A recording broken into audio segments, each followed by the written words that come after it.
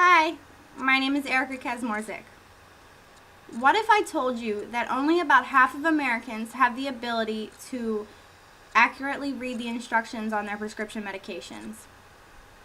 Unfortunately, it's true. Only 53% of Americans have the health literacy level needed to accurately read the instructions on their medication bottles.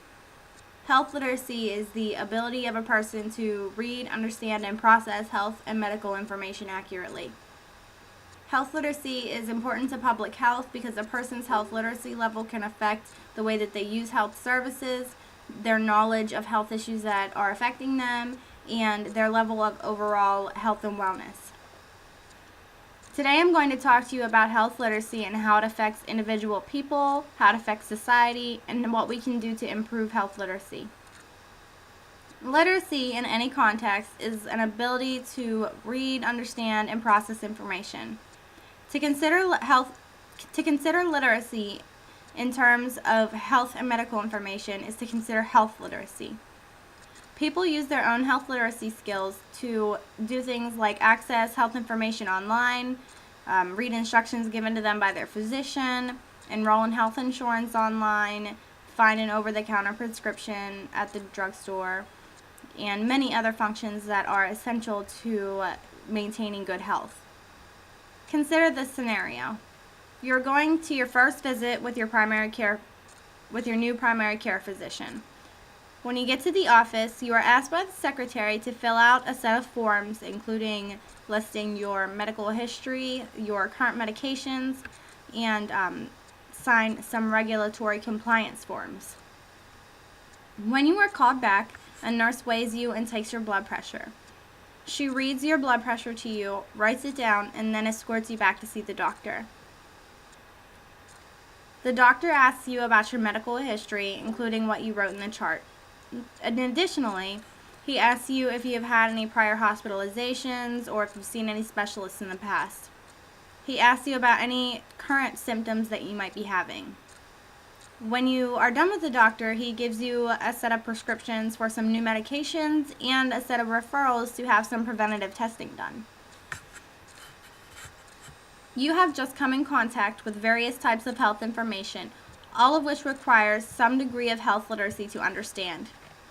According to the U.S. Department of Health, most people fall into the category of having intermediate health literacy. However, still a third of people in the United States fall in the category of having only basic or below basic health literacy skill. Additionally, certain groups of people, like those over age 65, are more likely to have basic or below basic health literacy. Having a low health literacy level can be harmful to an individual's health because they have less access to information that helps them to maintain their health and manage their illnesses.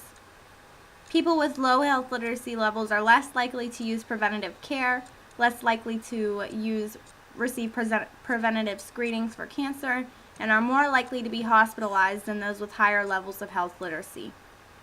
Finally, people with low health literacy levels have been found to have a higher mortality rate than those with higher health literacy levels.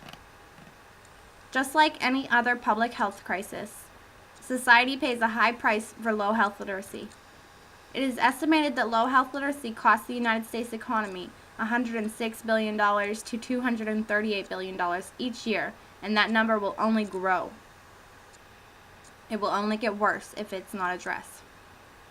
Health literacy is like a silent threat. Even though it contributes to sickness and death, it is not actually verifiable on an autopsy. The only way to prevent adverse outcomes due to low health literacy is to raise awareness of the problem. First and foremost, healthcare providers and healthcare professionals must be trained to provide plain language health information to patients. Healthcare providers must also be able to identify people who might be at risk for having lower health literacy levels, and then they must be able to determine whether or not that person does have lower health literacy levels so that they can tailor their approach from that. Public schools must continue to offer health education to students to help raise health literacy levels across the board. And individually, we can all try to test ourselves to find out what our health literacy levels are and improve them if necessary. And no matter what, we can always raise awareness.